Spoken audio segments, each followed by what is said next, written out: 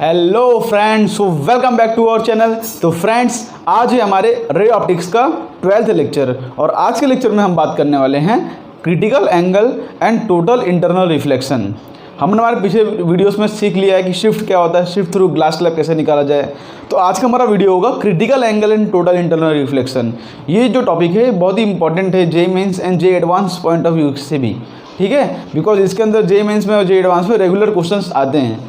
तो पहले तो हम एक कॉन्सेप्ट को सीखेंगे, उसके बाद बहुत सारे क्वेश्चंस करके इस कॉन्सेप्ट का एप्लीकेशन करेंगे, ठीक है। तो कॉन्सेप्ट को नोट डाउन करो, क्वेश्चन साथ उसको पॉज करके।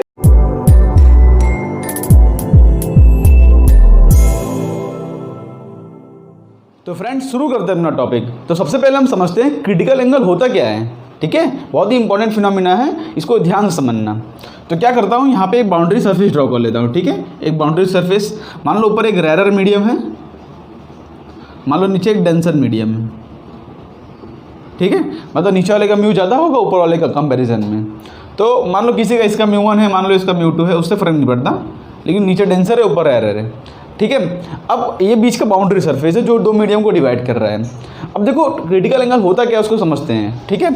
मान लो यहाँ पे किसी पॉइंट पे मैं एक रे ऑफ लाइट ड्रॉ करता हूँ, ठीक है। इस तरह से मान लो जो है डेंसर मीडियम से रे ऑफ लाइट यहाँ पे आई, अब ये सरफेस पे स्ट्राइक किया तो यहाँ पर हम ड्रॉ करेंगे नॉर्मल, ठीक है। मान लो ये कोई एंगल ऑफ इंसिडेंस आई पे है, ठीक है। अब क्या होगा, ये सरफेस पे टकराएगा, दूसरे सरफेस में रिफ्रैक्ट करेगा, रिफ्रैक्शन होगा, ठीक है। तो यहाँ पर मान लो देखो डेंसर से रेयर में जा रहे हैं तो away from the normal diffraction होगा, away from the normal refraction होगा, इस तरह से समझ पड़ा। बिकॉज डेंसर से रेयर में जाते हैं तो रिफ्रैक्शन कहाँ पे होता है, अवे फ्रॉम द नॉर्मल। अब मैं क्या करूं, अगर मैं धीरे धीरे इस एंगल को बढ़ाऊं तो उससे क्या हो रहा है हम देखते हैं, ठीक है। अब मान लो यहाँ पे क्या करता हूँ, इस एंगल को थोड़ा और बढ़ाता हूँ, ठीक है। मान लो मेरा नॉर्मल है, मैंने एंगल ऑफ इंसिडेंस को थोड़ा और बढ़ाया। तो सोचो एंगल ऑफ इंसिडेंस को थोड़ा और बढ़ाऊंगा तो और क्या होगा, तो ये रे ऑफ जो अवे फ्रॉम द नॉर्मल था ये थोड़ा और अवे फ्रॉम द नॉर्मल हो जाएगा, कुछ इस तरह से हो जाएगा, ठीक है। मैंने एंगल ऑफ इंसिडेंस थोड़ा बढ़ाया तो रे ऑफ लाइट क्या हुआ, थोड़ा नॉर्मल से और बेंड हो गया, इस तरह से। सोचो मैं धीरे धीरे एंगल बढ़ाते बढ़ाते एक ऐसे एंगल पर ले आऊँ, धीरे धीरे एंगल बढ़ाते बढ़ाते ऐसे एंगल पर ले आऊँ। यहाँ पर तीसरा केस देखो, इस तरह से ये एंगल बढ़ाऊँ जिससे क्या हो कि जो एंगल ऑफ रिफ्रैक्शन है ना, ये जो एंगल ऑफ रिफ्रैक्शन आर है, यहाँ पे एंगल ऑफ रिफ्रैक्शन जो आर है ये एग्जैक्टली इक्वल टू 90 डिग्री हो जाए। मतलब कुछ इस तरह से रे ऑफ लाइट ट्रैवल करने लगी। सोचो जैसे जैसे एंगल बढ़ाओगे रे ऑफ लाइट मतलब ये और रिफ्लेक्ट करेगा और रिफ्लेक्ट करेगा, तो कुछ एक पर्टिकुलर एंगल पे आगे ये जो है एग्जैक्टली इक्वल टू 90 डिग्री हो जाएगा, ठीक है। R equal to 90 degree. तो ये जो हमारा एंगल ऑफ इंसिडेंस होता है ना, इसको हम बोलते हैं क्रिटिकल एंगल, ठीक है। ये एंगल ऑफ इंसिडेंस को हम क्या बोलते हैं, क्रिटिकल एंगल। मतलब ऐसा एंगल ऑफ इंसिडेंस जिसमें जो एंगल ऑफ रिफ्रैक्शन हो जो इन रेयर मीडियम है वो इक्वल टू 90 डिग्री हो जाए, ठीक है। तो सबसे पहले समझना क्या है आपको कि क्रिटिकल एंगल का जो फिनोमिना है वो अगर रे ऑफ लाइट डेंसर से रेयर में जा रही तभी होगा। अगर रे ऑफ लाइट रेयर से डेंसर में आ रही ना तब ये फिनोमिना नहीं होगा। बिकॉज सोचो अगर रे ऑफ लाइट रेयर से डेंसर में आएगी तब क्या होगा, रे of light toward the normal bend करेगी। तो ऐसा कंडीशन कभी आएगा ही नहीं जो है आर इक्वल टू 90 डिग्री हो जाए, चाहे जितना भी एंगल बढ़ाओ। सोचो अगर रे ऑफ लाइट रेयर से डेंसर में आएगी तो क्या होगा, टुवर्ड द नॉर्मल बेंड करेगा। क्या कितनी भी एंगल बढ़ाओ आप तो रे ऑफ लाइट जो है toward the normal he bend करेगा, कभी 90 डिग्री वाला कंडीशन आएगा ही नहीं। क्लियर है। तो सबसे पहले आपको ध्यान रखना है कि क्रिटिकल एंगल का फिनोमिना जब रे ऑफ लाइट डेंसर से रेयर में जाती है तभी होता है। क्या होता है क्रिटिकल एंगल का फिनोमिना कि angle of incidence in the denser medium. देखो ऐसा angle of incidence in the denser medium जिसकी वजह से angle of refraction in the rare medium equal to 90 degree हो जाए ना, तो वो जो एंगल ऑफ इंसिडेंस है उसको हम बोलते हैं क्रिटिकल एंगल, ठीक है। वो जो एंगल ऑफ इंसिडेंस उसको क्या बोलते हैं, क्रिटिकल एंगल। इस समय क्या हो रहा है कि angle of refraction equal to 90 degree हो गया, एंगल ऑफ रिफ्रैक्शन क्या हो गया, इक्वल टू 90 डिग्री। अब सोचो इसके बाद अगर आप और एंगल ऑफ इंसिडेंस बढ़ाओगे तब क्या होगा। इसके बाद अगर आप और एंगल ऑफ इंसिडेंस बढ़ाओगे, ये चौथा केस लेता हूँ जो कि आई ग्रेटर देन सी कर देता हूँ, ठीक है। एंगल ऑफ इंसिडेंस और बढ़ा दिया मैंने, जो कि आई ग्रेटर देन सी, मतलब क्रिटिकल एंगल से ज़्यादा कर दिया। तो सोचो अब क्या होगा बताओ, हमने यहाँ पर पहुँच चुके, जब रे ऑफ लाइट इस तरह से गया, थोड़ा और एंगल बढ़ा दूंगा तो अब क्या होगा, अब बताओ, अब रे ऑफ लाइट और अंदर बेंड करना चाहेगा ना, तो सोचो जब हम angle of incidence critical angle से ज़्यादा कर देंगे ना तो रे ऑफ लाइट वापस उसी मीडियम में रिफ्लेक्ट कर जाएगा, रिफ्रैक्शन नहीं होगा, रिफ्लेक्शन हो जाएगा। ठीक है, क्या हो जाएगा? रिफ्लेक्शन। मतलब अगर हम angle of incidence critical angle ज़्यादा कर देंगे तो रे ऑफ लाइट दूसरे मीडियम के जाने के बजाय उसी मीडियम में वापस रिफ्लेक्ट कर जाएगी।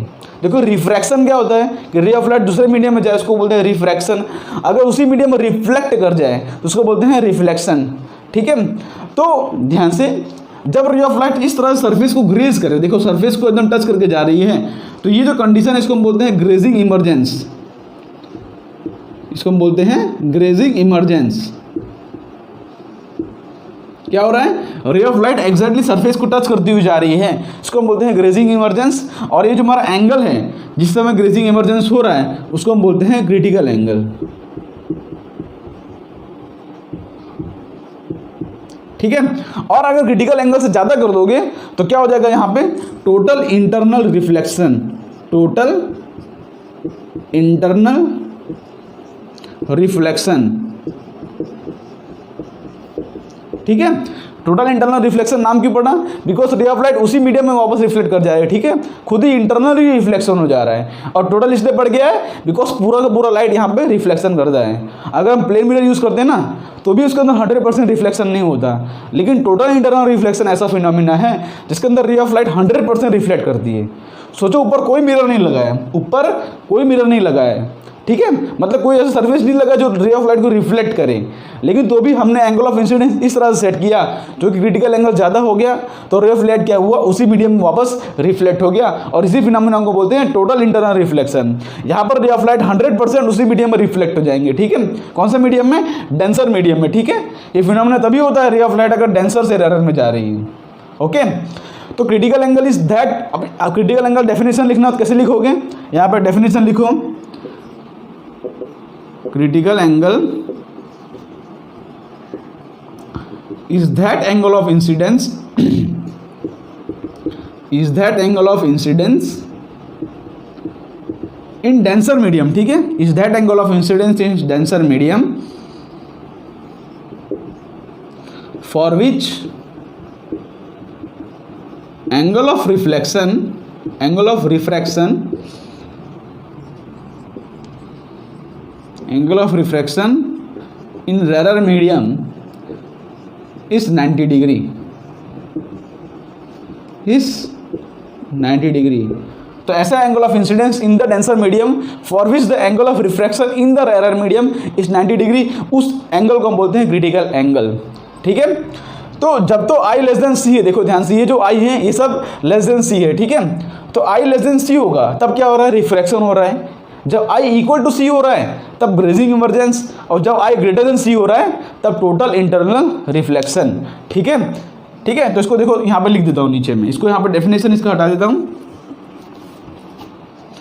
तो क्या हो रहा है? सबसे पहले जब I लेस देन सी है मतलब angle of incidence critical angle से कम है तब क्या होगा? रिफ्रैक्शन। ये बहुत इंपॉर्टेंट पॉइंट है, इसको ध्यान रखो कि कभी भी एंगल ऑफ इंसिडेंस अगर क्रिटिकल एंगल से कम हुआ तो रिफ्रैक्शन होगा, अगर angle of incidence critical angle के बराबर हुआ तो क्या होगा? ग्रेजिंग इमर्जेंस,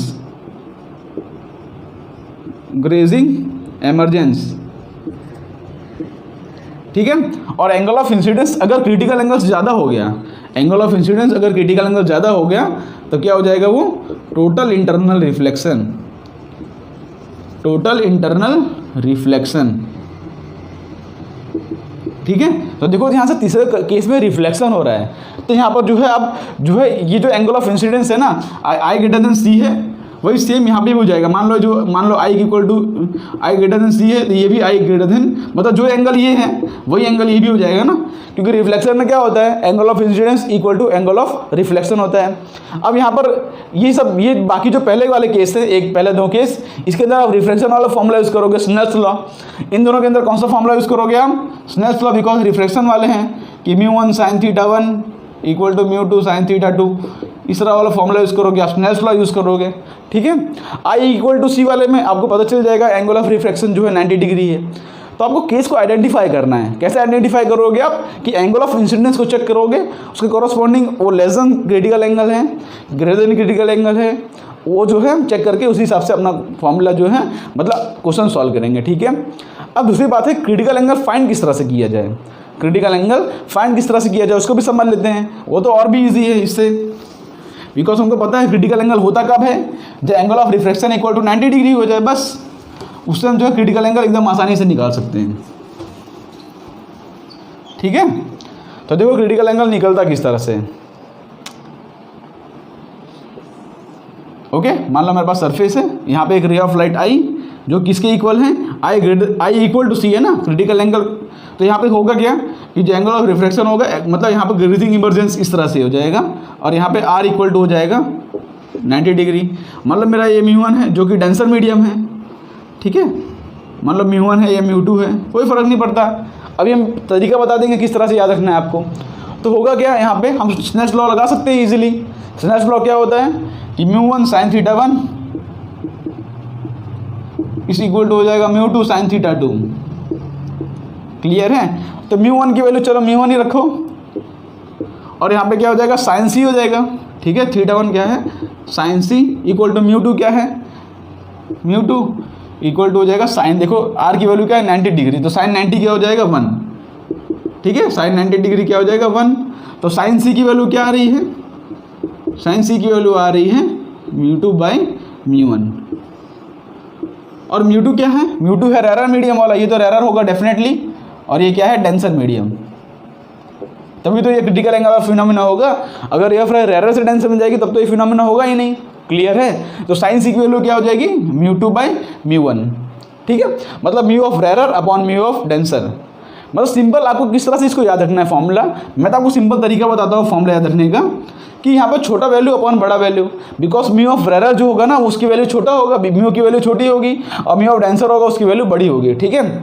और दूसरी बात साइन सी, देखो साइन की वैल्यू कितनी होती है, साइन की मैक्सिमम वैल्यू हो सकती है 1। तो यहाँ पर ऐसे कुछ सेट करना है तुमको, यहाँ पर उसकी वैल्यू लेस देन 1 आए। तो सोचो लेस देन 1 कब आएगी, जो ऊपर की वैल्यू छोटा होगा नीचे की वैल्यू बड़ा होगा, ठीक है।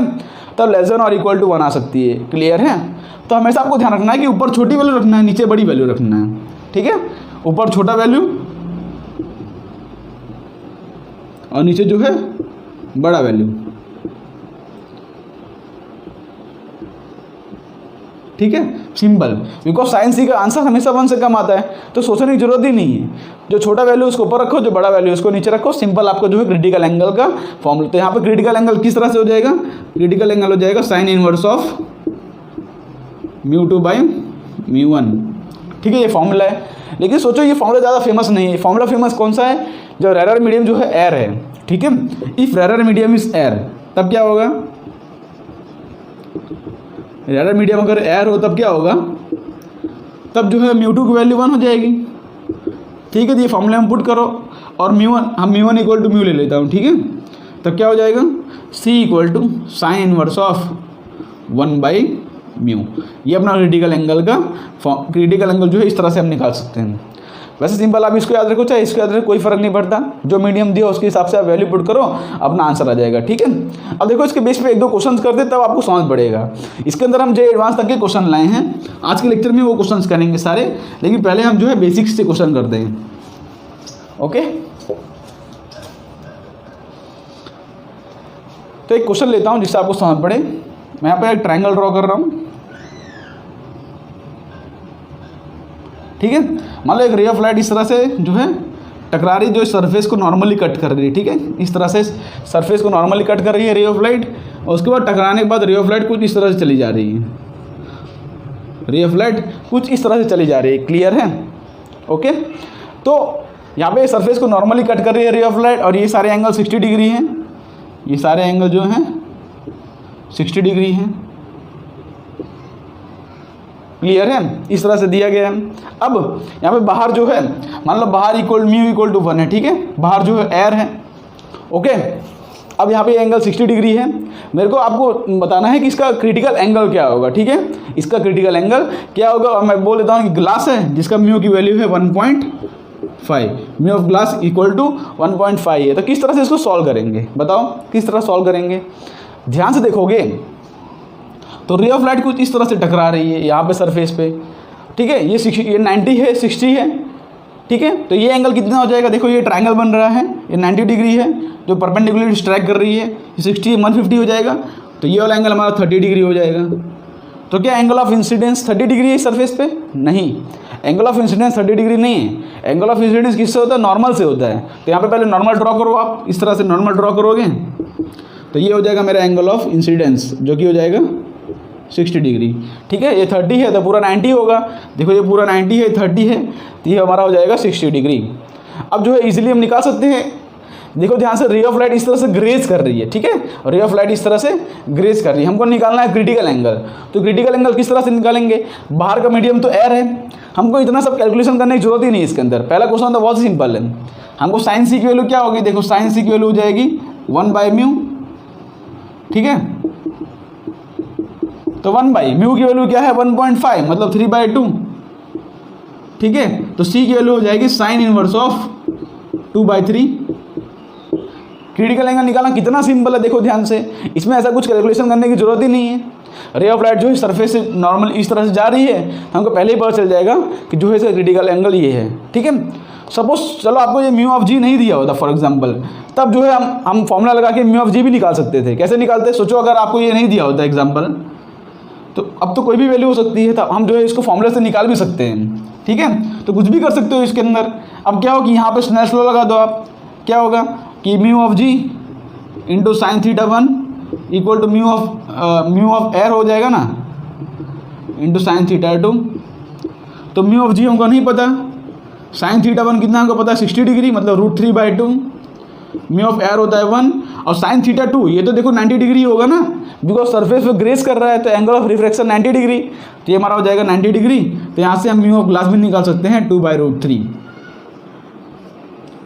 वो जो मैंने दिया था मतलब क्या बोलते हैं 1.5, और दूसरे क्वेश्चन का था, ये दूसरे क्वेश्चन का आंसर है, ठीक है। तो म्यू ऑफ ग्लास के आगे 2/√3। तो जो है कॉन्सेप्ट का एप्लीकेशन करके आप इसको जो है इस तरह से अप्लाई कर सकते हो, ओके। अब देखो इसके बेस पे हम अच्छे क्वेश्चन करते हैं, इसको यहाँ से मैं फ्रेंड यहाँ पे 2 बेसिक से क्वेश्चन है, इसको हम कर लेते हैं, जिससे थोड़ा बहुत कॉन्सेप्चुअल अंडरस्टैंडिंग होगी। बाकी तो आगे हम जे एडवांस के क्वेश्चन करने वाले ही हैं, ठीक है। तो क्वेश्चन क्या दिया है? Calculate speed of light in medium उस क्रिटिकल एंगल इज 30 डिग्री। अब यहाँ पे हम क्रिटिकल एंगल हमको दे दिया 30 डिग्री, ठीक है, और पूछा क्या है हमको कि स्पीड ऑफ लाइट। तो किस तरह से निकालेंगे? हमको क्रिटिकल एंगल दिया है, तो हमको पता है कि साइन सी इक्वल टू होता है 1/μ, ठीक है। तो यहाँ पे सी की वैल्यू दी है 30 डिग्री, मतलब साइन 30 कितना हो जाएगा 1/2 इक्वल टू हो जाएगा 1/μ, मतलब म्यू इक्वल टू 2 है उस मीडियम का, ठीक है, म्यू इक्वल टू 2 है इस मीडियम का। लेकिन हमको निकालना है स्पीड ऑफ लाइट। तो स्पीड ऑफ लाइट के साथ किस तरह से रिलेशन, हमने आपको 2-3 रिलेशन लिखाया था, आपको याद हो तो, अगर हमने क्या आपको लिखाया है कि भाई v1/v2 is equal to μ2/μ1 is equal to λ1/λ2 इसे लिखा है आपको। मैंने आपको बताया है कि जो μ2/μ1 यही सिर्फ उल्टा आता है, बाकी दोनों देखो इस तरह से स्पीड ऑफ लाइट और लैम्बडा तो साथ में आते हैं, ये जो है उल्टा आता है, मतलब इस तरह से होता है, ठीक है। अब यहाँ पे क्या है? Critical angle is 30 degree, speed of light in a medium whose critical angle is 30 degree. तो यहाँ पर इसको हम एयर से कंपेयर करके इसका आंसर निकाल सकते हैं, ठीक है। यहाँ पर एयर से कंपेयर करके इसका आंसर निकाल सकते हैं हम, सिंपल। हम क्या करेंगे? हमको पता है कि म्यू इक्वल टू 2 आ गया, तो क्या होता है म्यू अब इक्वल टू c/v, ठीक है। हमने इसको एयर से कंपेयर कर लिया। कैसे एयर से? जैसे इस तरह से लिख सकता हूँ मैं, देखो कि mu of medium upon mu of air equal to speed of light in air upon speed of light in medium, है ना, उल्टा रिलेशन होता है ना। तो म्यू ऑफ मीडियम कितना होता है? 2 दिया है हमको। म्यू ऑफ एयर हमको पता है 1, speed of light in air कितना होता है 3 × 10⁸, और mu of speed of light in medium हमको निकालना है। सिंपल इसकी वैल्यू c/2 आ जाएगी, ठीक है। इसकी वैल्यू क्या आ जाएगी? 3/2 मतलब हो जाएगा 1.5 × 10⁸ मीटर पर सेकेंड। सिंपल इसको आप इस तरह से निकाल सकते हो। कभी कभार क्वेश्चन वेवलेंथ दिया रहता है, तो वेवलेंथ से भी कंपेयर कर सकते हो। आपको पता है कि जो μ2/μ1/μ2 इसके इन्वर्सली प्रोपोर्शनल होता है वेवलेंथ भी, इसके इन्वर्सली प्रोपोर्शनल होता है स्पीड भी, ठीक है। तो आप जो भी दिया उसके आप कंपैरिजन करके देखो, क्रिटिकल एंगल दिया उससे आप रिफ्रैक्टिव इंडेक्स निकाल सकते हो, रिफ्रैक्टिव इंडेक्स की मदद से जो भी पूछा हो उसके अंदर आप निकाल सकते हो, ओके। अब बहुत से कॉन्सेप्चुअल क्वेश्चन बन सकते हैं कि वेवलेंथ बढ़ने से क्या होगा, कि रिफ्रैक्टिव इंडेक्स घटता है कि बढ़ता है, उससे आप निकाल सकते हो। ठीक है, कभी कभार क्वेश्चन में भी दे देंगे कि भाई रिफ्रैक्टिव इंडेक्स दे दिया है, उससे पूछेंगे कितने कितने रे ऑफ लाइट पास करेंगे, तो उससे भी हम जो है ये वेवलेंथ वाले कंडीशन से निकाल सकते हैं। ओके, तो क्वेश्चन आपको समझ पड़ गया होगा, होप सो। अब देखो दूसरा क्वेश्चन दिया है, थोड़ा अच्छा है, मतलब बेसिक सा क्वेश्चन ही है, लेकिन क्या बोला है कि यहाँ पर इस तरह से रे ऑफ लाइट नॉर्मली ये सरफेस पे स्ट्राइक किया, नॉर्मली स्ट्राइक करके यहाँ पे ये सरफेस पे स्ट्राइक कर रही है। ठीक है, अब पूछा है कि इस सरफेस पर, मतलब इस सरफेस पर क्या टोटल इंटरनल रिफ्लेक्शन होगा, हमको चेक करना है। ठीक है, कि टोटल इंटरनल रिफ्लेक्शन होगा कि नहीं होगा। ठीक है, तो देखो किस तरह से इसको प्रोसीड करेंगे। ठीक है, अब हमको पता है कि टोटल इंटरनल रिफ्लेक्शन का कंडीशन क्या है कि अगर आई ग्रेटर देन सी आ गया हमारा, अगर angle of incidence critical angle से ज़्यादा आ गया तब टोटल इंटरनल रिफ्लेक्शन हो जाएगा। अगर एंगल ऑफ रिफ्लेक्शन जो है क्रिटिकल एंगल से कम आया तब रिफ्रैक्शन होगा। ठीक है, तब जो है TIR नहीं होगा। ओके, तो एंगल ऑफ इंसिडेंस और क्रिटिकल एंगल दो कहानी हमको देखनी है यहाँ पे। तो सबसे पहले इसका क्रिटिकल एंगल निकाल लेते हैं। तो क्रिटिकल एंगल बहुत सिंपल है, क्या फॉर्मूला होता है, साइन सी। अब यहाँ पे बाहर एयर नहीं है, बाहर वाटर है, तो अपना फॉर्मूला छोटा वैल्यू अपॉन बड़ा वैल्यू। तो छोटा कौन सा है दोनों में से, 3/2 होता है 1.5 और 4/3 होता है 1.3। तो ये छोटा है अपना, 4/3 छोटा है। ठीक है, तो 4/3 अपॉन 3/2, तो इससे अपना आंसर आ जा रहा है 8/9। ओके, सिंपल आप याद रखो, छोटा वैल्यू अपॉन बड़ा वैल्यू, जिससे आपका आंसर आ जाएगा। तो सी की साइन सी की वैल्यू यहाँ पे आ रही है 8/9। चलो इसको भी हम एक बॉक्स में रखते हैं कि साइन सी की वैल्यू 8/9 है। आगे सोचते हैं थोड़ा बहुत। अब क्या, हमने क्रिटिकल एंगल तो निकाल लिया, एंगल ऑफ इंसिडेंस निकालना है। ये हमारा एंगल ऑफ इंसिडेंस कितना होगा, देखो ध्यान से, ये 90 डिग्री है, ये 60 है, तो ये हमारा हो जाएगा 30 डिग्री। ठीक है, तो क्या 30 डिग्री एंगल ऑफ इंसिडेंस होगा, नहीं, हमको यहाँ पे नॉर्मल ड्रॉ करना होगा, और ये होगा बचा हुआ हमारा एंगल ऑफ इंसिडेंस। तो एंगल ऑफ इंसिडेंस कितना है यहाँ पे, I इक्वल टू है 60 डिग्री। अब कंपेयर करना है हमको कि साइन सी की वैल्यू ये ज़्यादा है कि ये ज़्यादा है। ठीक है, तो किस तरह से इसको कंपेयर करेंगे। तो यहाँ पे क्या करता हूँ मैं, देखो एक सिंपल तरीका यूज़ करता हूँ, मैं यहाँ पे साइन 60 फाइंड करता हूँ। ठीक है, मैं साइन आई की वैल्यू फाइंड करता हूँ। तो साइन आई की वैल्यू क्या हो जाएगी, √3/2, because i equal to 60 degree है ना, तो साइन 60 क्या हो जाएगा, √3/2। और हमारे पास साइन सी की वैल्यू क्या है, साइन सी की वैल्यू है 8/9। अब हमको चेक करना है कि अब टोटल इंटरनल रिफ्लेक्शन होगा कि नहीं होगा। तो इसकी वैल्यू कैलकुलेट करते हैं अप्रॉक्सीमेटली, ये हो जाएगा 1.73 / 2 और ये हो जाएगा 8/9। दोनों की वैल्यू कैलकुलेट करते हैं। साइन आई की वैल्यू क्या हो जाएगी, 2 8 और 2 देखो 0.8 16 1/6। ठीक है, इसकी वैल्यू आ रही है 0.86 और नीचे वाली वैल्यू क्या है, साइन सी की वैल्यू क्या आएगी, 9/8 909 9 8 64 और 9 8 64। ठीक है, इसकी वैल्यू अप्रॉक्सीमेटली आ रही है 0.88। अब यहाँ पे किसकी वैल्यू देखो, हमको पता है कि साइन फंक्शन जो होता है इंक्रीजिंग फंक्शन होता है, मतलब क्या है कि साइन 0 होता है, साइन 91 होता है, तो साइन बढ़ते जाता है। मतलब अगर साइन सी की वैल्यू ज़्यादा है तो मतलब क्या होगा कि सी की वैल्यू ज़्यादा होगी। ठीक है, कॉस में ऐसा नहीं होता, कॉस में उल्टा होता है, कॉस डिक्रीजिंग फंक्शन होता है, लेकिन साइन तो इंक्रीज करता है ना। मतलब अगर सी की वैल्यू ज़्यादा है मतलब साइन सी की वैल्यू भी ज़्यादा होगी। तो यहाँ पे साइन सी की वैल्यू 0.8 है, मतलब सी की वैल्यू ज़्यादा है। ठीक है, तो यहाँ से हमने कंक्लूजन क्या निकाला है कि C is greater than I, C is greater than I है, तो इसको ऐसे लिख सकते हैं कि I is less than C. मतलब angle of incidence critical angle से कम है। देखो साइन आई की वैल्यू कम आ रही है, तो angle of incidence critical angle से कम है, तो क्या टोटल इंटरनल रिफ्लेक्शन होगा, नहीं होगा। अगर angle of incidence critical angle से कम आ रहा है तो टोटल इंटरनल रिफ्लेक्शन नहीं होगा। ठीक है, एंगल ऑफ इंसिडेंस की ही कहानी है, चेक करना है क्रिटिकल एंगल से कम आ रहा है कि ज़्यादा आ रहा है। अगर कम होगा तो जो है रिफ्लेक्शन होगा, ज़्यादा होगा तो टोटल इंटरनल रिफ्लेक्शन। इस तरह से इसको हम चेक कर सकते हैं। क्लियर है, तो इस तरह से क्वेश्चंस को आपको प्रोसीड करना होता है। अब क्या करते हैं, इसको रफ करके एक नया कॉन्सेप्ट सीखते हैं जो कि इसका एप्लीकेशन है क्रिटिकल एंगल और टोटल इंटरनल रिफ्लेक्शन का। उसको हम बोलते हैं circle of illuminance, circle of illuminance. उसके बाद जो है हम क्वेश्चंस अच्छे अच्छे करेंगे। ठीक है, तो नेक्स्ट टॉपिक डालो, सर्कल ऑफ इल्यूमिनेंस।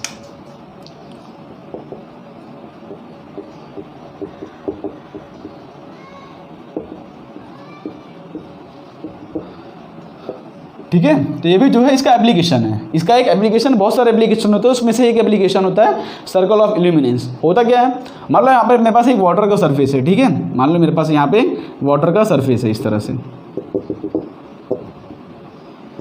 ठीक है, और वाटर के सरफेस के नीचे यहाँ पे एक बल्ब रखा गया है, ठीक है। यहाँ पे मान लो कोई भी लाइट का सोर्स है, बल्ब नहीं, कोई भी एक लाइट का सोर्स हो, मतलब एग्जांपल के तौर पे मैं यहाँ पे बल्ब ले लेता हूँ,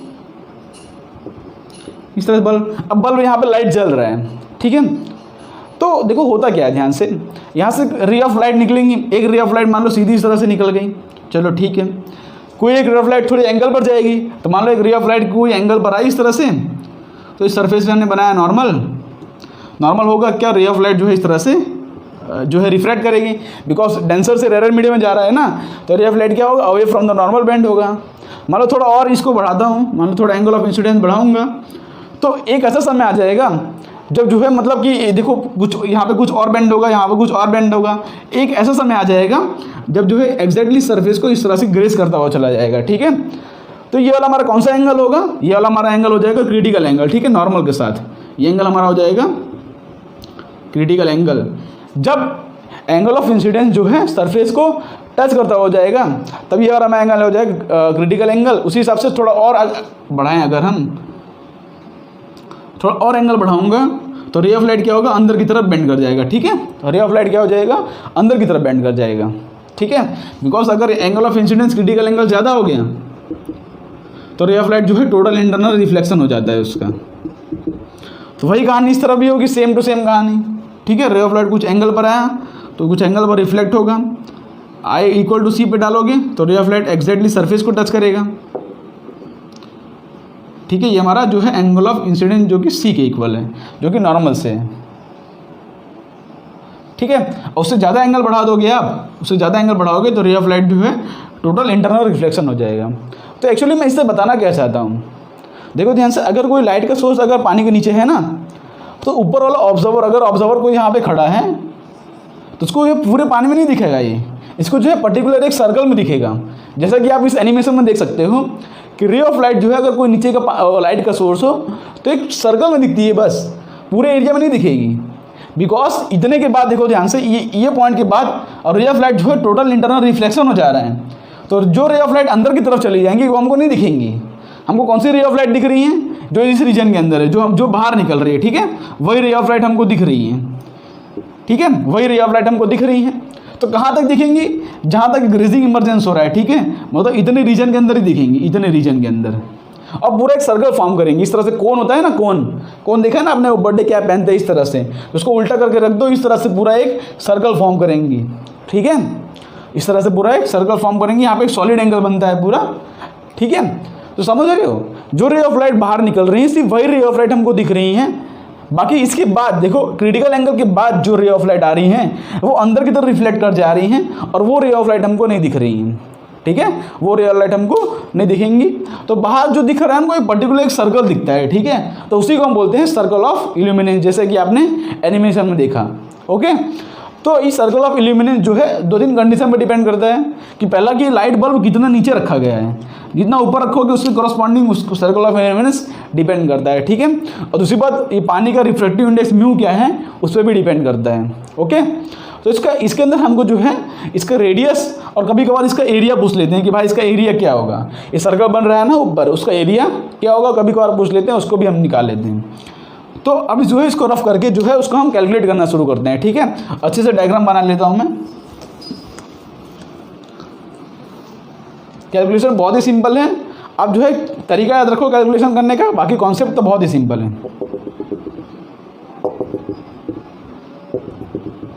ठीक है। क्या होगा कि यहाँ पर मान लो एक लाइट का सोर्स है,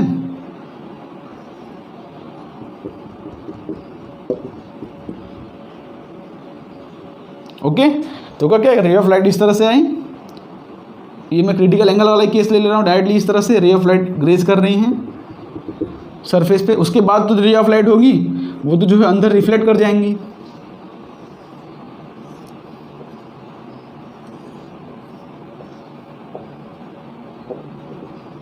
ठीक है। अपने को काम है इससे कि भाई ये अपना जो एंगल ऑफ इंसिडेंस है क्रिटिकल एंगल के बराबर है, क्रिटिकल एंगल बराबर होगा तभी तो जो है रे ऑफ लाइट ग्रेज करेगा इस तरह से, ठीक है। उसी हिसाब से यहाँ पे भी है, ये क्रिटिकल एंगल के बराबर है। ओके, तो जो है हम मान लेते हैं कि जो बल्ब रखा है ना, ये एच हाइट नीचे रखा गया है, बिकॉज हाइट पर भी डिपेंड करता है। तो बल्ब जो है यहाँ पे साइड में ड्रॉ कर देता हूँ, जो कि एच हाइट नीचे है। ओके, और इसका जो सर्कल बन रहा है ना यहाँ पे, ये ग्रेजिंग इमरजेंस तक का जो सर्कल बन रहा है, इसका जो रेडियस है मान लेते हैं वो आर है। ठीक है, इसका रेडियस जो है मान लो कैपिटल आर है। अब जो है इसको कैलकुलेट करना है, हमको रेडियस कैलकुलेट करना है और हाइट हमको समझ लो दिया है। ठीक है, बल्ब कितना नीचे रखा है वो हमको दिया है, तो किस तरह से कैलकुलेट करेंगे। तो यहाँ पे ये जो अपना हो जाएगा ये एच हो जाएगा, ये जो अपना है ये एच है। अब हमको पता है क्रिटिकल एंगल क्या होता है, ध्यान से, ये अपना म्यू है और बाहर अपना एयर होगा। ठीक है, म्यू इक्वल टू 1 है, तो क्रिटिकल एंगल क्या हो जाएगा, साइन सी की वैल्यू हो जाएगी 1/μ, है ना, साइन सी की वैल्यू ये तो होगी। ओके, और ये ट्रायंगल में से, चलो इसको नाम देता हूँ ए बी सी, कोई ट्रायंगल का नाम दे देता हूँ। तो ये ट्रायंगल में देखोगे ध्यान से, in triangle A B C, tan C की वैल्यू क्या हो जाएगी, R/H। तो tan सी की वैल्यू क्या हो जाएगी, R/H। ठीक है, ओके, इस तरह से आ गई। तो ये हमारे tan सी की वैल्यू आ गई, और हमको sin सी की वैल्यू पता है 1/μ होता है, sin सी की वैल्यू हमको पता है 1/μ होता है। तो उससे जो है हम tan सी की वैल्यू निकाल लेते हैं। ठीक है, sin सी की वैल्यू हमको पता है 1/μ है, उससे जो हम tan सी की वैल्यू निकाल लेते हैं। किस तरह से निकालेंगे, एक ट्रायंगल ड्रॉ कर लो आप इस तरह से। साइन क्या होता है, अपोजिट अपॉन हाइपोटेनियस। मान लो हमारा एंगल है साइन सी, अपोजिट क्या है 1, हाइपोटेनियस क्या है म्यू। ये तो आप बहुत बार कर चुके होगे। तो ठीक है, ये क्या हो जाएगा, इस तीसरा साइड क्या हो जाएगा, √μ² - 1, इस तरह से हो जाएगा ना। अगर साइन सी की वैल्यू 1/μ है तो ये तीसरा साइड हो जाएगा 1/μ² - 1 अंडर रूट।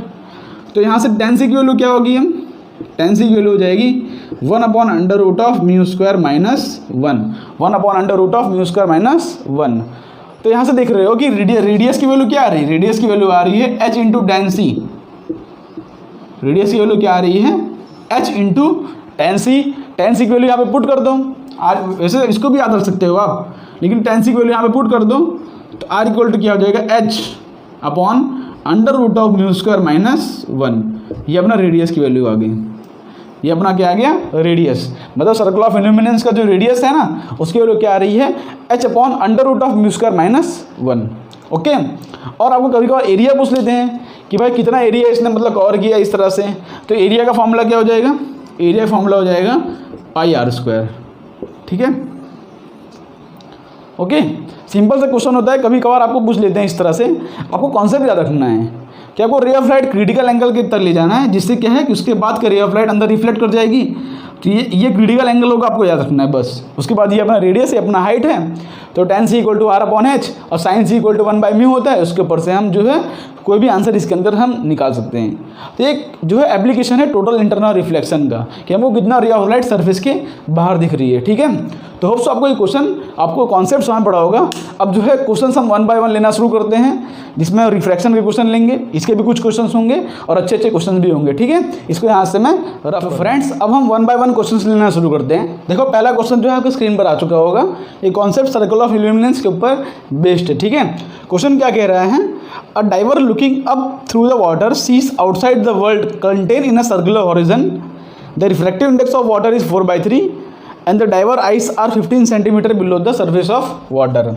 यहाँ पे इसको बाहर का सर्फेस इस तरह से सर्कल में दिख रहा है, और डाइवर जो है 15 सेंटीमीटर नीचे है। ठीक है, ड्राइवर जो है 15 सेंटीमीटर नीचे है उसकी आइस, और इसका हमको रिफ्रैक्टिव इंडेक्स दिया है 4/3। तो बोल रहा है इसका रेडियस क्या होगा। ठीक है, तो रेडियस किस तरह से निकालते हैं, हमको पता है कि ये वाला एंगल हमारा क्रिटिकल एंगल होगा। ठीक है, ये हमारा सी है, तो ये भी हमारा सी हो जाएगा। तो tan सी क्या हो जाएगा, R/15। tan सी की वैल्यू क्या होगी, R/H होता है ना, तो R इक्वल टू होता है H tan सी, खत्म। और हमको म्यू दिया है, तो उससे हम साइन सी निकाल सकते हैं। साइन सी की वैल्यू क्या होगी, साइन सी की वैल्यू हो जाएगी 1/μ, मतलब 3/4 हो जाएगा। ठीक है, 1/μ होता है ना, साइन सी की वैल्यू 1/μ। तो साइन सी की वैल्यू 3/4 है। देखो ध्यान से, ये अगर 3 है, ये अगर 4 है, तो 4 का स्क्वायर माइनस 3 का स्क्वायर, ये हो जाएगा हमारा √7। ठीक है, 16 - 9 हो जाएगा 7। तो tan c की वैल्यू क्या हो जाएगी 3/√7। तो r इक्वल टू h की हाइट कितनी है 15 इंटू √3 अपॉन √7। तो अपना ये आंसर हो जाएगा। कौन सा आंसर मैच कर रहा है ये?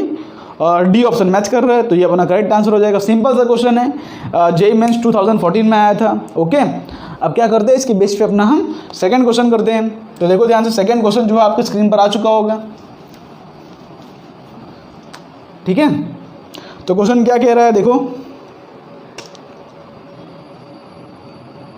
क्वेश्चन कह रहा है the critical angle of a medium of a specific wavelength. देखो रिलेटिव परमिटिविटी और परमेबिलिटी दिया है, मतलब एप्सिलॉन नॉट आर की वैल्यू हमको दी है जो कि है 3, और म्यू ऑफ आर की वैल्यू हमको दी है 4/3, और पूछा गया है हमको क्रिटिकल एंगल पूछा है।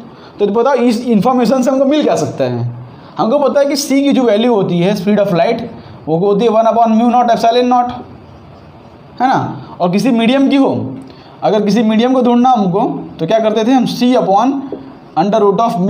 एप्सिलॉन नॉट आर, यही तो करते थे हम। ठीक है ना, इस तरह से। तो हमको यहाँ पे एप्सिलॉन नॉट आर और म्यू आर दिया है, तो हमको दूसरे मीडियम का स्पीड ऑफ मिल जाएगा स्पीड। तो हो जाएगा 3 × 10⁸ अपॉन कितना है म्यू आर 3 × 4/3, तो 4 हो जाएगा, नीचे बचेगा 2। देखो ध्यान से, 3 × 4/3 करेंगे, 3 कैंसिल, 4 बचेगा, 4 का अंडर रूट हो जाएगा 2। ठीक है, तो उस मीडियम में हमको स्पीड ऑफ लाइट कितनी मिल गई 1.5 × 10⁸। अब पूछा क्या है हमको, पूछा है हमको क्रिटिकल एंगल। तो क्रिटिकल एंगल किस तरह से निकालते हैं? देख, हमको पता है कि स्पीड ऑफ लाइट और म्यू का रिलेशन क्या होता है, इन्वर्स रिलेशन होता है। ठीक है, स्पीड ऑफ लाइट और म्यू का रिलेशन क्या होता है, इन्वर्स। तो उससे किस तरह से निकालेंगे हम, देखो ध्यान से, हम क्या करेंगे, हमको पता है v1/v2 इस इक्वल टू होता है μ2/μ1। ठीक है, इन्वर्स रिलेशन। मान लो v1 हम लेते हैं स्पीड ऑफ लाइट को, तो c मान लेता हूँ, चलो इसको c है, ये क्या हो जाएगा c/2 ले लो इसको, देखो c/2 है ना, इसको आप c/2 ही ले लो, इजी कैलकुलेशन हो जाएगा। तो स्पीड ऑफ लाइट हो जाएगा, ये हो जाएगा c/2 इक्वल टू μ2 क्या, कोई मीडियम का मान लो, हमने पहले किसका लिया है, पहले एयर का लिया है, तो दूसरे मीडियम का आएगा μ/एयर। ओके, इन्वर्स रिलेशन होता है ना, तो c से c कैंसिल, तो म्यू इक्वल टू आ गया 2, म्यू इक्वल टू आ गया 2। अब क्रिटिकल एंगल ढूंढना है, तो साइन सी की वैल्यू होती है 1/μ। तो अगर 1/2 आ गया तो c की वैल्यू आ जाएगी 30 डिग्री। सिंपल क्वेश्चन है। तो किया कुछ नहीं है, हमने जो है उस मीडियम का स्पीड निकाल लिया। और स्पीड के साथ इन्वर्स रिलेशन होता है, तो क्या लिखेंगे हम, वेलोसिटी इन एयर लिखेंगे upon velocity in medium equal to speed in medium upon air. यही तो लिखा है हमने। एयर कितना है c, मीडियम में c/2 म्यू अपॉन एयर का 1। इस तरह से हमने म्यू निकाल लिया, उससे हमने क्रिटिकल एंगल निकाल लिया। तो उसको क्वेश्चन सॉल्व पड़ा होगा। ठीक है, उसको रफ करके करते हैं अपना नेक्स्ट क्वेश्चन हम। तो देखो नेक्स्ट क्वेश्चन जो है आपके स्क्रीन पर आ चुका होगा। सब बेसिक से क्वेश्चन है, लेकिन जेईई मेंस के सारे क्वेश्चन कवर करने जरूरी हैं। ओके, तो तीसरा क्वेश्चन क्या बोल रहा है, a ray of light is incident at the glass water interface finally parallel to the surface of the water. ठीक है, emerges finally parallel to the surface of water, then the value of mu of glass will be. ठीक है, इस तरह से हमको कहानी दी है। यहाँ पे एयर है और ये अपना ग्लास है, ये अपना वाटर है, ये अपना एयर है। हो क्या रहा है कि इस सरफेस से एक रे ऑफ लाइट आ रही है इस तरह से, यहाँ पे कुछ बेंड करके जो है यहाँ पे इस तरह से पैरेलल हो जा रही है। ठीक है, आई अपना ये आई है और ये अपना आर है, और म्यू ऑफ वाटर हमको दिया है 4/3। ग्लास का हमको पूछा है क्या, अच्छा ग्लास का हमको रिफ्रैक्टिव इंडेक्स पूछा है। ठीक है, तो किस तरह से इस क्वेश्चन को हम प्रोसीड करेंगे। यहाँ से रे ऑफ लाइट जा रही हैं जो कि फाइनली जो है सरफेस से जो है पैरेलल निकल रही है, जिसको तो आप चाहो तो पहले इसको सॉल्व करके आर निकाल लो, फिर वही आर यहाँ पे होगा, उस आर के कॉरस्पॉन्डिंग जो है हम म्यू ऑफ ग्लास निकाल सकते हैं। लेकिन इतना लंबा प्रोसीजर करना नहीं है। हमको पता है स्नेल्स लॉ के अकॉर्डिंग कि mu into sine theta constant होता है, mu into sine theta constant होता है ना, हमसे लिखते हैं μ1 sin θ1 is equal to μ2 sin θ2 is equal to μ3 sin θ3। इसका कॉन्स्टेंट होता है ना, सबकी वैल्यू बराबर होती है, तो हम डायरेक्टली इस सरफेस को और इस सरफेस को कंपेयर कर सकते हैं ना। ध्यान से क्या लिखूंगा यहाँ पे कि mu of glass into sine i equal to बाहर का सरफेस म्यू ऑफ एयर हो जाएगा 1 इंटू साइन आर हो जाएगा साइन 90, क्योंकि यहाँ पे सरफेस पैरेलल निकल गया ना, तो आर इक्वल टू 90 डिग्री है। तो यहाँ पे म्यू ऑफ ग्लास क्या आ रहा है 1 by sine I, simple, because mu sine theta constant होता है ना। अब चाहो तो डायरेक्टली इससे भी कर सकते हो, उससे कोई फर्क नहीं पड़ेगा, तो भी अपना आंसर सेम ही आएगा, ठीक है। अब चाहो तो दूसरे मेथड से कर सकते हो, पहले इसको सॉल्व करो फिर इसको, वो भी कर सकते हो, लेकिन वो लंबा प्रोसीजर है। क्या करोगे उसके लिए कि mu of glass into sine i equal to mu of water into sine r. तो पहले आप साइन आर निकालोगे, म्यू ऑफ ग्लास हमको ढूंढना है, into sine i. Sine i हमको दिया है क्या, नहीं दिया है, चलो साइन आई ऐसे ही रखो। उसके बाद म्यू ऑफ वाटर 4/3 दिया है हमको, इंटू साइन आर, इस तरह से दिया है। उसके बाद क्या करोगे, इस सरफेस में निकालोगे आप, तो क्या हो जाएगा 4/3 into sine r equal to क्या हो जाएगा यहाँ पे 1 इंटू 1 इंटू साइन 90, वो भी हो जाएगा 1, ओके। तो उसके बाद में फिर से वही कंपेयर करोगे आप, फाइनली यहाँ पे साइन आर की वैल्यू मिल जाएगी आपको 3/4, तो यहाँ पे रखोगे आप 3/4, उसे कैंसिल करके सिंपल आपका फाइनली वही आंसर आएगा, ओके। इतना लंबा प्रोसीजर लेकिन करने की कोई ज़रूरत नहीं है। आप जो है सीधा यूज़ करो कि mu sine theta equal to constant होता है, उसके ऊपर से आप अपना आंसर निकाल सकते हो, ओके। तो करते हैं अपना नेक्स्ट क्वेश्चन अब। तो देखो नेक्स्ट क्वेश्चन जो है यहाँ पे, ये क्वेश्चन कुछ अच्छा है। ये क्वेश्चन जो है जेईई मेंस 2019 में आया है। क्वेश्चन क्या बोला गया है कि ट्रांसपेरेंट क्यूब, देखो इस तरह के क्वेश्चन बहुत सारे आते हैं, ठीक है। तो ये क्वेश्चन ध्यान समझना, क्या दिया है, यहाँ पे क्यूब दिया है, देखो ध्यान, क्वेश्चन ध्यान समझो। यहाँ पे इस तरह से क्यूब दिया है और क्या बोल रहे हैं कि ऑफ साइड डी, मतलब इसका साइड डी है, made of material of refractive index μ2, मतलब ये μ2 मटेरियल से बना हुआ है, ठीक है। और बाहर का जो मीडियम है वो μ1 है, चलो इतना दिया है। और बोला है कि μ1 इज लेस देन μ2, ठीक है, μ1 इज लेस देन μ2, मतलब ये रेयर है और डेंसर मीडियम है, ठीक है। फिर क्या बोला है कि ray is incident on the face A B, यहाँ पे A B C D surface mark कर दो, ए बी पे रे इंसिडेंट हुआ है इस तरह से, सॉरी यहाँ पे कुछ नॉर्मल बना है। उसके बाद क्या हुआ कि रे of light towards the normal bend कर गया, बिकॉज रेयर से डेंसर में जा रहा है ना, तो रे of light towards the normal bend करेगा, इस तरह से होता है ना, रे of light towards the normal bend करता है,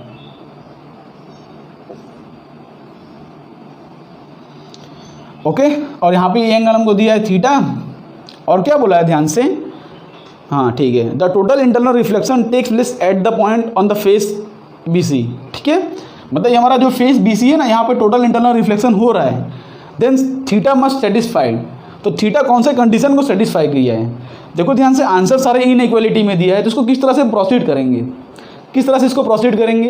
देखो बोल क्या रहे हैं क्वेश्चन में, यहाँ पे एक रे ऑफ लाइट टकराई, ठीक है, बीसी सरफेस पे, फिर यहाँ पे क्या रिफ्रैक्शन हुआ, उसके बाद जो सरफेस बीसी पे आ रही है ना, तो वहाँ पे हो रहा है टोटल इंटरनल रिफ्लेक्शन।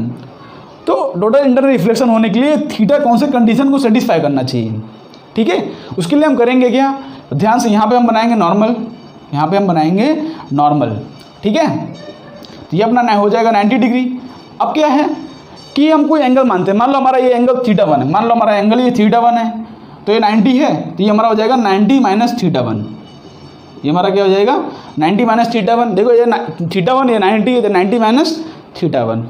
तो होना क्या चाहिए बताओ, अगर यहाँ पर टोटल इंटरनल रिफ्लेक्शन कब होगा कि यहाँ का जो एंगल ऑफ इंसिडेंस है, यहाँ का जो एंगल ऑफ इंसिडेंस है वो क्रिटिकल एंगल से ज़्यादा हो जाए, तभी तो होगा यहाँ पे टोटल इंटरनल रिफ्लेक्शन, कि angle of incidence must be greater than critical angle. ये हमारा कंडीशन है टोटल इंटरनल रिफ्लेक्शन का, हर जगह आपको यही यूज़ करना है, ठीक है। तो यहाँ पे एंगल ऑफ इंसिडेंस क्या है 90 माइनस θ1, तो 90 minus θ1 should be greater than θc। θc क्या है, क्रिटिकल एंगल, ठीक है। अब क्रिटिकल एंगल कैसे निकालेंगे, चलो यहाँ पे सी लिख दो, कोई दिक्कत नहीं, सी लिख दो, ठीक है। तो क्रिटिकल एंगल किस तरह से निकालेंगे, हमको क्रिटिकल एंगल का फॉर्मूला डायरेक्टली पता है कि सी इक्वल टू होता है साइन सी, क्या होता है साइन सी, क्या होता है छोटा वैल्यू अपन बड़ा वैल्यू। यहाँ पे छोटा कौन सा है, देखो μ1 इज लेस देन μ2 दिया है, मतलब μ1 छोटा है, मतलब साइन सी हो जाएगा μ1 बाई μ2, क्लियर है ना इस तरह से। तो यहाँ से सी इक्वल टू डायरेक्टली मिल जाएगी, सी इक्वल टू हो रहा है साइन इनवर्स ऑफ μ1 बाई μ2, इस तरह से हमने निकाल लिया। तो यहाँ पे क्या आया कि 90 माइनस θ1, सेम प्रोसीजर आपको हमेशा यूज़ करना है। इस ग्रेटर देन सी की वैल्यू क्या है, साइन इनवर्स ऑफ μ1 बाई μ2, ये हमने किया है। इसको फर्दर हम आगे बढ़ें तो क्या हो जाएगा, यहाँ से लिखता हूँ मैं फर्दर। तो देखो साइन इस तरफ आ जाएगा तो साइन 90 माइनस θ1 हो जाएगा। तो sine 90 minus θ1 is greater than μ1 by μ2, ये तो आ रहा है। तो यहाँ साइन 90 माइनस थीटा क्या होता है, कॉस थीटा। तो cos θ1 is greater than μ1 by μ2। चलो यहाँ तक हम पहुँचे। अब दूसरी बात कि हमको θ1 का थोड़ी रिलेशन बताना है, हमको थीटा का रिलेशन बताया ना। तो थीटा और θ1 में रिलेशन किस तरह से फाइंड करेंगे, हम लगाएंगे यहाँ पर स्नेल्स लॉ इस सरफेस पे। तो क्या हो जाएगा, μ1 into sine theta, μ1 into sine theta is equal to μ2 into sine θ1, μ2 into sine θ1। तो यहाँ से साइन θ1 की वैल्यू क्या हो जाएगी, θ1 की value μ1 by μ2 into sine theta. अब यहाँ पे cos θ1 है, यहाँ पे sin θ1 है, हमको इनइक्वलिटी में सॉल्व करना है। तो sin θ1 को हम cos θ1 में कन्वर्ट करते हैं। तो किस तरह से कन्वर्ट करेंगे हम, देखो ध्यान से, हम लिखेंगे cos θ1 को under root of 1 minus sine square θ1, इसको लिख रहा हूँ मैं फर्दर। हाँ, cos θ1 को क्या लिख रहा हूँ, under root of 1 minus sine square θ1, okay, is equal to μ1 by μ2, sorry greater than μ1 by μ2। अब वैल्यू पुट करो, साइन स्क्वायर θ1 की वैल्यू क्या होगी, स्क्वायर करो अंदर। तो 1 माइनस इसका स्क्वायर क्या हो जाएगा, μ1 square upon μ2 square sine square theta, okay, is greater than μ1 by μ2। अब जिसको सॉल्व करो वो उस तरफ जाएगा, देखो ध्यान से। अब क्या होगा, उसको फर्दर सॉल्व करता हूँ मैं। तो क्या पहले स्क्वायर करो दोनों तरफ, तो क्या हो जाएगा 1 minus μ1 square upon μ2 square sine square theta is equal to μ1 square upon μ2 square, sorry greater than. उसके बाद क्या होगा, साइन स्क्वायर थीटा को इस तरफ ले जाते हैं हम और इसको इस तरफ ले आता हूँ। तो क्या होगा 1 minus μ1 square upon μ2 square, okay, equal to हो जाएगा μ1 square upon μ2 square sine square theta, यही तो होगा।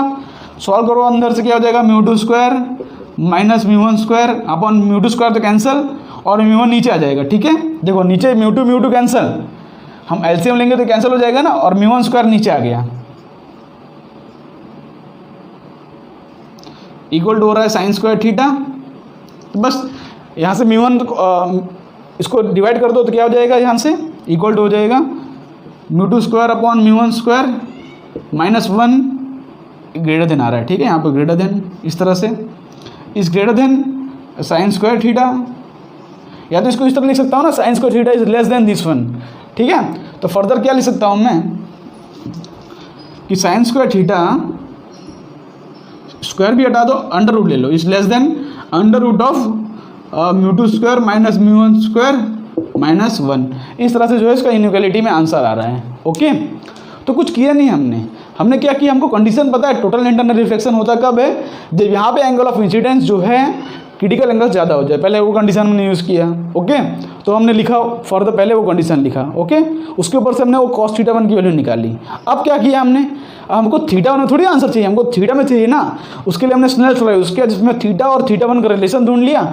उसके बाद cos θ को मैंने 1 माइनस साइन स्क्वायर थीटा करके उसकी वैल्यू पुट कर दी। सिंपल यही प्रोसीजर आपको अपनाना है। इस तरह क्वेश्चन बहुत आते हैं, ओके। तो इसके बेस पे करते हैं अपना नेक्स्ट क्वेश्चन। इसको यहाँ से मैं रफ कर देता हूँ, ओके। तो देखो इसके बेस पे नेक्स्ट क्वेश्चन जो है आपके स्क्रीन पर आ चुका होगा, उसके ऊपर पॉज करके ट्राई कर लो। वो जो है जेईई एडवांस का क्वेश्चन है, लेकिन सेम इसी तरह का क्वेश्चन है, ठीक है। कोई कॉन्सेप्चुअल, कोई इसमें चेंज नहीं है, ओके। तो देखो नेक्स्ट क्वेश्चन क्या कह रहा है। क्वेश्चन है सेम इसी तरह क्वेश्चन है, जेईई एडवांस 2000 में आया था कि रेक्टेंगुलर ग्लास स्लैब ABCD, यहाँ पर एक ग्लास स्लैब है इस तरह से, सेम वही कॉन्सेप्ट, कोई चेंज नहीं है इसके अंदर। यहाँ पे अंदर का मीडियम है N1, बाहर का मीडियम है N2, और यहाँ पे क्या है, इस तरह से रे ऑफ लाइट ये टकरा रही है, जो कि है अल्फा मैक्स, ओके। क्या बोल रही हैं कि ठीक है, N1 greater than N2, N1 N2 से बड़ा है,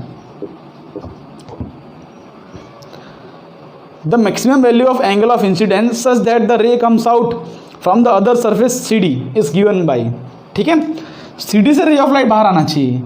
तो रे ऑफ लाइट अगर यहाँ पे जाएगा तो कुछ एंगल कुछ बेंड करेगा towards the normal, n1 greater than n2 है ना, तो बेंड करेगा टुवर्ड्स द नॉर्मल, उसको इस तरह से जाना है, सी डी से सर्फेस से बाहर निकलना है। तो उसके लिए यहाँ पर उसको टोटल इंटरनल रिफ्लेक्शन करना होगा, ठीक है। तो टोटल इंटरनल रिफ्लेक्शन के लिए हम जो है फिर से कोई एंगल मानेंगे, उसके हिसाब से सॉल्व करेंगे, ठीक है। हम कोई एंगल मान लेते हैं, उसके हिसाब से हम सॉल्व कर लेते हैं, ओके। कोई भी एंगल मान लो, चाहे आप मान लो यहाँ पे, चलो मान लेता हूँ यहाँ पे कोई भी एंगल है, मान लो ये अपना थीटा है, तो ये अपना हो जाएगा 90 माइनस थीटा। इसको थीटा मानो चाहे इसको थीटा मानो, कोई फर्क नहीं पड़ता। तो मैं यहाँ पे अलग अलग इसलिए सॉल्व करके दिखा रहा हूँ जिससे कि है कि आपको अंडरस्टैंडिंग हो जाए, ठीक है। मैं इस बार इसको थीटा मान ले रहा हूँ और ये 90 माइनस थीटा हो जाएगा, ओके। देखो किस तरह से अप्रोच लगाना है, यहाँ पे ऑप्शन कुछ अलग तरीके से दिया है लेकिन सॉल्व उसी तरह से करना है आपको। तो यहाँ पे क्या लगाएंगे हम कि critical angle should, angle of incidence should be greater than critical angle. तो एंगल ऑफ इंसिडेंस क्या है इस बार, थीटा है, तो theta should be greater than C, हमको एक कंडीशन लगाना है, ठीक है। अब थीटा की वैल्यू किस तरह से निकालेंगे, क्रिटिकल एंगल की वैल्यू किस तरह से निकालेंगे हम, C equal to sine inverse of छोटा वैल्यू अपन बड़ा वैल्यू, छोटा कौन सा है n2, तो n2 बाई n1 है ना, इस तरह से। तो क्या आ गया, theta should be greater then sign inverse of n2 by n1। तो यहाँ पे साइन थीटा वैल्यू क्या आ गई, greater than n2 by n1। चलो ये आ गया। अब हमको जो है थीटा, इन दोनों में थीटा और इसमें अल्फा में रिलेशन ढूंढना पड़ेगा। तो क्या लगाएंगे हम यहाँ पे, μ1 इंटू साइन अल्फा, μ1 ही है ना बाहर, सॉरी n1 है, n2 है बाहर ना, अंदर n1 है, sorry, n2 into sine alpha is equal to n1 into sine 90 minus theta, क्योंकि इस बार ये एंगल अपना 90 माइनस थीटा है ना, तो उस तरह से पुट करोगे यहाँ पे। तो n2 into sine alpha is equal to आ रहा है n1 इंटू कॉस थीटा। तो ध्यान से देखोगे कि यहाँ पे कॉस थीटा की वैल्यू क्या आ रही है, साइन अल्फा की वैल्यू क्या आ रही है, मतलब थीटा की वैल्यू क्या आ रही है, कॉस थीटा की वैल्यू आ रही है n2 by n1 into sine alpha. अब हमको पता है कि यहाँ पे sine theta should be greater than n2 by n1, sine theta should be greater than n2 by n1, sine theta आ रहा है यहाँ पे, हाँ sine theta should be greater than n2 by n1, ठीक है। और हमको पता है कि यहाँ पे कॉस थीटा की वैल्यू क्या आ रही है, n2 by n1 sine alpha, n2 by n1 into sine alpha. अब क्या करेंगे, जो है इसको हम इस तरह चेंज करेंगे। देखो ऑप्शन किस तरह से दिया है, ऑप्शन साइन इनवर्स के टर्म में दिया है, ऑप्शन जो है साइन इनवर्स के टर्म में दिया है। तो theta greater than sign inverse of n2 by n1, यहाँ पे n2 बाई n1 आ रहा है, तो किस तरह सॉल्व करेंगे इसको, साइन, अच्छा साइन अल्फा का टर्म यहाँ पे भी हमको अल्फा के टर्म में फाइंड करना है ना, तो साइन अल्फा की वैल्यू क्या होगी, यहाँ पे साइन अल्फा की वैल्यू हो जाएगी n1 by n2 into cos theta, n1 by n2 into cos theta, ठीक है। अब यहाँ पे सारे ऑप्शन इक्वलिटी में दिए हैं, तो हमको ग्रेटर देन इस सब साइन लेके चलना नहीं है, एक ग्रेटर देन इक्वल टू होता है ना, इसको इक्वल टू ही मान के चलो। देखो इन इक्वलिटी में होता था हम इसको ग्रेटर देन और ये सब लेके चल गए, लेकिन यहाँ पे ऑप्शन दो इक्वलिटी में दिया है, तो इसको इस तरह से लेके चलो आप। तो अब साइन थीटा की वैल्यू n2 बाई n1 है, और यहाँ पे अल्फा इक्वल टू आ रहा है sign inverse of n1 by n2 into cos theta है ना। कॉस थीटा की जगह पे हम साइन थीटा वाले टर्म यूज़ कर सकते हैं, बिकॉज ऑप्शन में जो है कुछ कॉस ऑफ कुछ दिया है, ठीक है।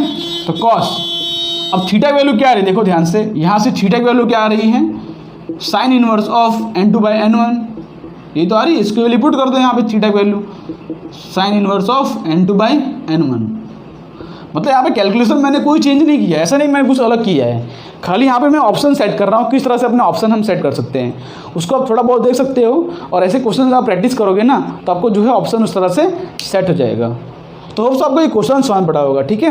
अब क्या करते हैं, इसको रफ करके करते हैं अपना हम नेक्स्ट क्वेश्चन, ओके। तो ऐसे क्वेश्चन आते रहते हैं, इसको आप जो है ट्राई करना, आपको ध्यान रखना है बस, जो एंगल ऑफ इंसिडेंस है क्रिटिकल एंगल ज़्यादा हुआ तब जो है टोटल इंटरनल रिफ्लेक्शन हो जाएगा, ओके। तो देखो नेक्स्ट क्वेश्चन जो है आपकी स्क्रीन पर आ चुका होगा, उसको पॉज करके ट्राई कर लो। क्या दिया, ऑप्टिकल फाइबर के बारे में दिया है, ये क्वेश्चन आप कर लोगे, वैसे ऑप्टिकल फाइबर का कॉन्सेप्ट बाकी है लेकिन तो भी आप ये क्वेश्चन कर लोगे, ठीक है। यहाँ पर क्या है, ये हमको एंगल ऑफ इंसिडेंस 40 डिग्री दिया है, ये हमको दिया है 40 डिग्री, और ये हमको बोला ये θ2 एंगल है, और यहाँ पे इस तरह से रे ऑफ लाइट स्ट्राइक कर रही हैं, और इस तरह से जो है हो रहा है टोटल इंटरनल रिफ्लेक्शन अंदर टोटल इंटरनल रिफ्लेक्शन इस तरह से हो रहा है। अब पूरा लेंथ हमको दिया है, पूरा लेंथ L इक्वल टू दिया है 2 मीटर, ठीक है। और यहाँ पे जो हाइट है ना AD, इसकी वैल्यू दी है हमको 20 माइक्रोमीटर, इसकी वैल्यू हमको कितनी दी है 20 माइक्रोमीटर, ठीक है। The number of reflection which will make, ठीक है, अदर एंड, ठीक है, हमको नंबर ऑफ रिफ्लेक्शन बोला है, और साइन 40 की वैल्यू हमको दी है, साइन 40 की हमको वैल्यू दी है 0.64। अब बोला है कितनी बार ये रिफ्लेक्शन करेगा जिससे कि वो बाहर निकल जाए, ठीक है, बाहर निकलने के पहले कितनी बार रिफ्लेक्शन करेगा वही हमको पूछा है। तो ऑप्टिकल फाइबर होता है ना, उसके अंदर बहुत बार रिफ्लेक्शन होता है, तो किस तरह से निकालेंगे उसको हम देखते हैं, ठीक है। और रिफ्रैक्टिव इंडेक्स ऑफ फाइबर दिया है हमको 1.31। तो देखो किस तरह से प्रोसीड करेंगे। देखो ये हमको 20 माइक्रोमीटर दिया है, मैं मान लेता हूँ ये x है, तो प्रोसीड करने का स्टेप क्या होगा, मैं यहाँ पे x की वैल्यू ढूंढूंगा, x ढूंढ लूँगा, मेरे को पता चल जाएगा कि एक रिफ्लेक्शन के बाद वो जो है कितना डिस्टेंस उसने ट्रैवल किया है, और हमको टोटल डिस्टेंस हमको दिया है, तो जितना डिस्टेंस ट्रैवल किया उसको टोटल से हम डिवाइड कर देंगे तो अपना आंसर आ जाएगा। सिंपल है ना। देखो मैं ढूंढ लूँगा कि एक रिफ्लेक्शन के बाद वो कितना डिस्टेंस ट्रैवल कर रहा है, और उसको क्या करूँगा, मैं टोटल से डिवाइड कर दूँगा, तब पता चल जाएगा ना कितने रिफ्लेक्शन किए होंगे उसने, ठीक है। तो यहाँ पे θ2 उसके लिए हमको ढूंढना पड़ेगा, तो उसके लिए हम स्नेल्स लॉ लगाते हैं। तो μ1 into sine 40 equal to 1.31 into sine θ2। μ1 तो एयर है, तो ये हो जाएगा 1, साइन 40 वैल्यू हमको दी है 0.64 डिवाइड बाय 1.31 इक्वल टू हो रहा है साइन θ2। देखो थोड़ा अप्रॉक्सीमेशन हम ले सकते हैं, ठीक है, बिकॉज ये वैल्यू जो है बहुत बड़ी आ रही है, वैसे भी थोड़े बहुत अप्रॉक्सीमेशन से कोई फ़र्क नहीं पड़ेगा। तो साइन थीटा वैल्यू 1/2 देखो अप्रॉक्सीमेटली आ रही है, इसको 1/2 कर सकते हैं, 64 2 से 128 होता है, लेकिन तो भी हम इसको जो है मान सकते हैं 1/2। तो साइन θ2 वैल्यू हो गई 1/2, तो थीटा वैल्यू हो जाएगी 30 डिग्री, ओके। तो यहाँ पर tan θ2 वैल्यू लिख सकते हैं हम कि tan θ2 इस इक्वल टू आ रहा है 20 माइक्रोमीटर डिवाइड बाई x, और tan 30 होता है 1/√3, तो यहाँ पे हो जाएगा 1/√3 इस equal to 20 into 10⁻⁶ divide by x। तो x की वैल्यू क्या आ रही है 20 into 10⁻⁶ divide by multiply by √3। अब क्या है, ये तो एक बार रिफ्लेक्शन में इतना डिफरेंस का, एक बार टोटल इंटरनल रिफ्लेक्शन में इतना डिस्टेंस ट्रैवल किया है, और टोटल डिस्टेंस कितना है 2 मीटर। तो टोटल डिस्टेंस कितना है 2 मीटर, तो 2 मीटर को इससे डिवाइड कर दो, पता चल जाएगा कितनी बार रिफ्लेक्शन हुआ होगा। 2 डिवाइड बाई 20 इंटू 10⁻⁶ इंटू √3, तो 2 10⁻5 ऊपर आ रहा है, तो 10⁵ डिवाइड बाई √3, ठीक है। अब √3 को किस तरह से लिख सकते हैं हम, मल्टीप्लाई बाई √3 डिवाइड बाई √3, तो क्या हो जाएगा 10⁵ मल्टीप्लाई बाई √3 डिवाइड बाई 3, और √3 की वैल्यू क्या होती है 1.71, तो 1.7 इंटू 10⁵, ठीक है, डिवाइड बाई 3, इसकी वैल्यू अप्रॉक्सीमेटली 57 आ रही है, तो 5.7 आ रही है, 0.57, इसका आंसर अप्रॉक्सीमेटली 57,000 हो जाएगा, ठीक है। थोड़ा बहुत अप्रॉक्सीमेशन करके अपना आंसर हम निकाल सकते हैं। तो 57,000 रिफ्लेक्शन के बाद, टोटल इंटरनल रिफ्लेक्शन के बाद ये जो रेस ऑफ लाइट है बाहर निकल जाएगी। तो इस तरह के क्वेश्चन सॉल्व करने होते हैं क्रिटिकल एंगल के। इसके और भी अच्छे अच्छे मोर देन जे एडवांस लेवल वाले क्वेश्चन हम जो अपने नेक्स्ट लेक्चर में करेंगे, और नेक्स्ट लेक्चर में इसका एप्लीकेशन करेंगे। भाई टोटल इंटरनल रिफ्लेक्शन और कहाँ कहाँ जगह यूज़ होता है, डायमंड के अंदर, ठीक है, मिराजेस के अंदर, और जो है इसके बेस पे हम जे एडवांस वाले क्वेश्चन लेके आएंगे, ठीक है। तो दोस्तों आज का वीडियो आपको पसंद आया होगा, अगर पसंद आया हो तो वीडियो को लाइक कर दें। तो मिलते हैं आपको नेक्स्ट वीडियो में, तब तक के लिए आप पढ़ाई करते रहें, तब तक के लिए बाय बाय।